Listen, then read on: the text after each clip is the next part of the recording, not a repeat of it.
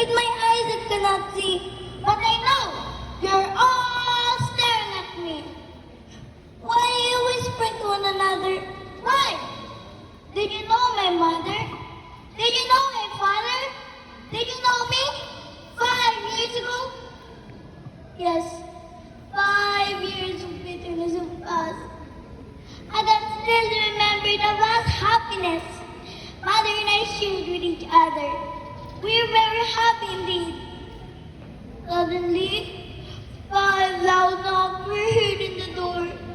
In a deep silence ensued. Did the cruel neighbor discover a peaceful home? Mother ran to father's side pleading, "Please, Louis, are you in the cellar? They're in the cellar where they cannot find you."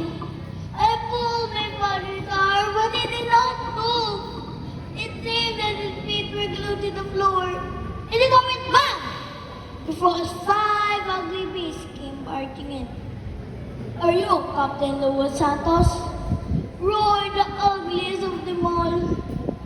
"Yes," said my father. "You're under arrest," said one of the beasts. They pulled my father roughly away from us and did not give me the chance to bid us goodbye. We followed them mile after mile. We were hungry and thirsty. We saw a group of Japanese eating. Oh, about wanting to see the delicious fruits they were eating. Suddenly, we heard a voice call, "Consuelo, Maria, Consuelo, Maria." We ran to the direction of the voice, but it was too late.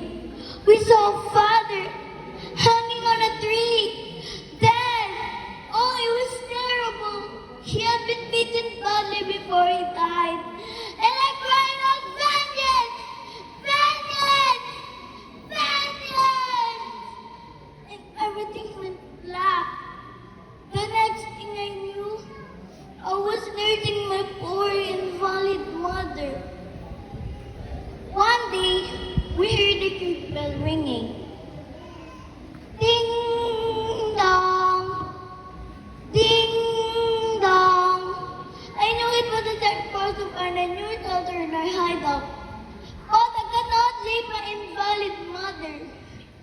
I tried showing the direction to the hideout. Suddenly, bombs started falling. Airplanes were roaring from overhead. Rockets were firing from everywhere. Boom! Boom! Boom! Ah! Mother was hit. Her legs shattered into pieces.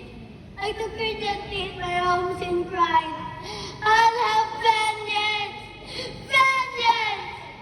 "Oh, Maria, vengeance! It's God," said Mother. But I cried out, "Vengeance! I was like a pent up volcano! Vengeance is mine, not the Lord's!" "Oh, Maria, vengeance is not ours, it's God's." These were the last words from my mother before she died. Mother was dead, and I was blind. Vengeance is not ours. The forgive is divine, but vengeance is sweeter. That was 5 years ago. 5 years.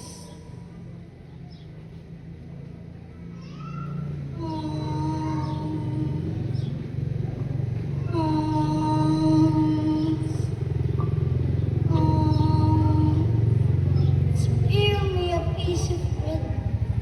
Spare me your mercy. I am a child so young, so thin, so rugged. Vengeance is not ours.